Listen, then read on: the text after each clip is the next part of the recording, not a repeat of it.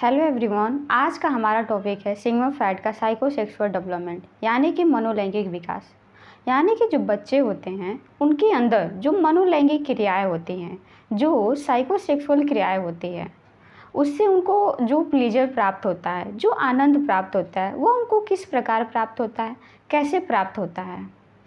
आपने ध्यान दिया है कभी जब छोटे बच्चे जन्म लेते हैं तो जन्म के बाद से ही उन्हें प्लेजर मिलना शुरू हो जाता है। यहाँ पे सिग्मंड फ्रायड ने इसको 5 स्टेज में डिवाइड करके बताया हुआ है, जिसमें हमारा सबसे पहला है मुखी अवस्था, जो ओरल स्टेज, जो जन्म से 2 वर्ष तक के बच्चों में होता है। जो हमारा नाम से ही पता चल रहा है, मुखी अवस्था ओरल स्टेज, जो हमारा क्या होता है, मुख से संबंधित होता है। ओरल स्टेज मुखी अवस्था यानी कि मुख से संबंधित होता है।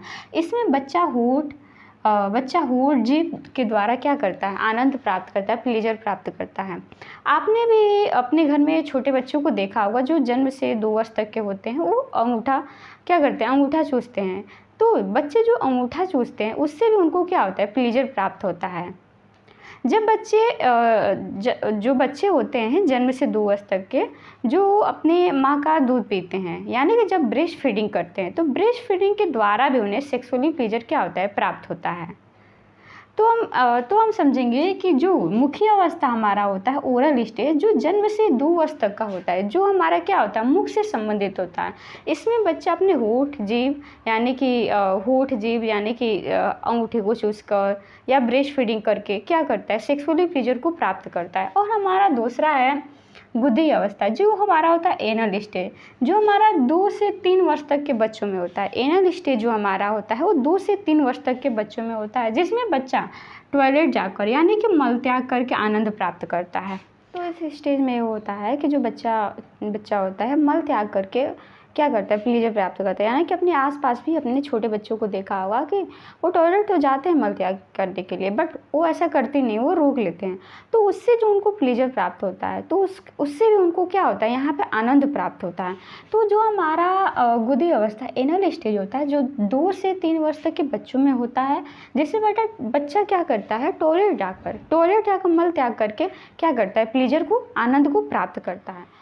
अब यहाँ पर हम बात करते हैं, फ्रायड ने इसकी 3rd स्टेज बताई, जो है हमारा उत्तर लैंगिक अवस्था, जिसको हम फैलिक स्टेज कहते हैं, जो 3 से 5 वर्ष तक के बच्चों में होता है। जो हमारा फैलिक स्टेज होता है 3 से 5 वर्ष तक के बच्चों में होता है, जिसमें बालक का संतुष्टिकरण जननांगों पर केंद्रित होता है। जो बालक का संतुष्टिकरण होता है, यानी कि इसमें जो बच्चे का प्लेजर होता है उनके जननांगों पर केंद्रित होता है।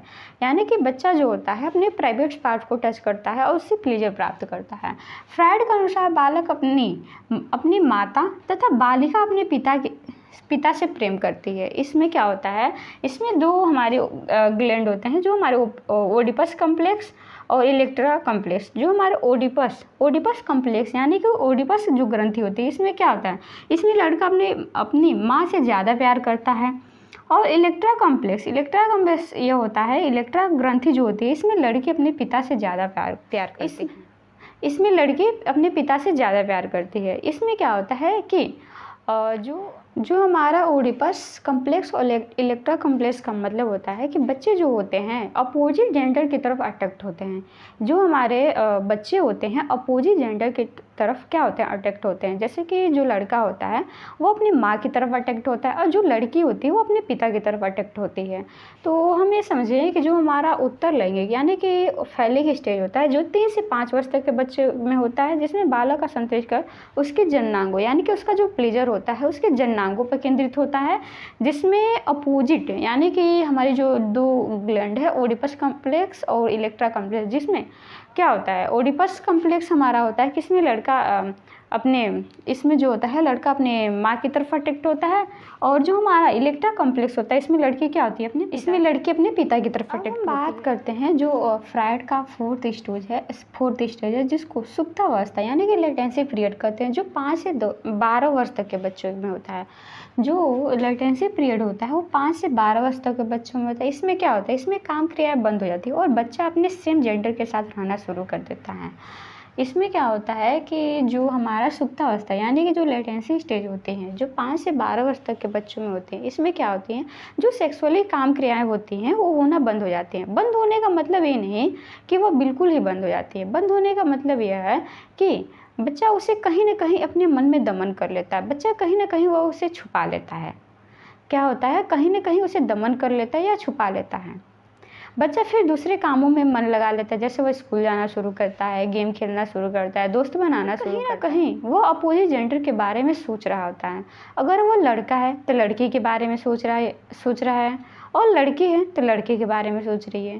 तो यहाँ पे क्या होता है कि जो हमारा 4th स्टेज है इसमें क्या होता है, काम क्रियाएँ बंद हो जाती हैं और बच्चा सेम जेंडर के साथ यानी कि सेम जेंडर के साथ रहना शुरू कर देते हैं। यानी कि वह स्कूल जाना शुरू कर देते हैं, प्लेइंग यानी कि गेम खेलना शुरू कर देते हैं और अपने जो सेम जेंडर है उनके साथ वो रहना शुरू कर देते हैं। बट क्या होता है, वो अपने अपोजिट जेंडर के बारे में सोच रहे होते हैं। जैसे कि वो लड़का है तो लड़की के बारे में सोच रहे हैं, लड़की है तो लड़की के बारे में सोच रहे हैं। अब हम बात करते हैं कि यानी कि जो उनका फ्रायड का 5th स्टेज जो है जननांगी अवस्था, जिसको हम जेनिटल स्टेज कहते हैं, जो 12 से 18 वर्ष तक होता है। जो हमारा जेनिटल स्टेज होता है वो 12 से 18 वर्ष तक स्टेज में होता है, जिसे विषम लैंगिक प्रेम, जिसे हम विषम लैंगिक प्रेम, विषम लैंगिक मीन्स कि जो यहाँ पे लड़का होता है वो लड़की की तरफ अट्रैक्ट होता है और जो लड़की होती है वो लड़के की तरफ प्रेम दिखाती है।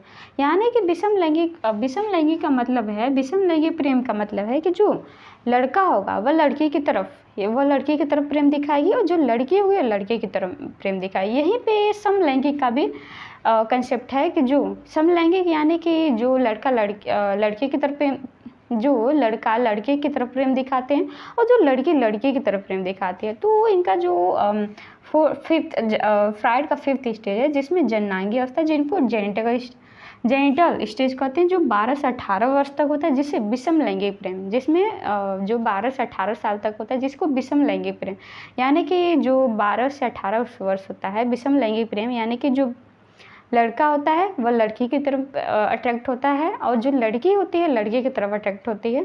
और यहीं पे जो हमारा बताया है कि समलैंगिक प्रेम भी यहीं पे देखने को मिलता है और विषम लैंगिक प्रेम भी यहीं को देखने को मिलता है। तो फ्रायड ने यहाँ पे 5 स्टेज, यानी कि जो फ्रायड का जो 5 स्टेज है जिसमें अलग अलग ईयर में, यानी कि अलग अलग बच्चे के जो ईयर के बारे में बात किए हुए हैं यहाँ पे, जिसमें हमारा ओरल स्टेज है, जिसमें ओरल स्टेज हमारा जो मुख्य अवस्था जो जन्म से 2 साल तक होता है, जिसमें बच्चा मुख से यानी कि मुख से सारी चीज़ों को क्या करता है, प्लेजर प्राप्त करता है। और जो हमारा दूसरा है एनल स्टेज, यानी कि गुदी अवस्था, जो 2 से 3 वर्ष तक के बच्चों में देखने को मिलता है, जिसमें बच्चा मल त्याग करके यानी टॉयलेट जाके प्लेजर को प्राप्त करता है। और तीसरा जो होता है उत्तर लैंगिक अवस्था, यानी कि फैलिक स्टेज, जो 3 से 5 वर्ष तक के बच्चों में होता है, जिसमें बच्चा अपोजिट जेंडर की तरफ अट्रैक्ट होते हैं। जिसमें क्या होता है कि जो लड़के हैं वो अपने माँ की तरफ अट्रैक्ट होते हैं और जो लड़कियां हैं वो अपने पिता की तरफ अट्रैक्ट होती हैं।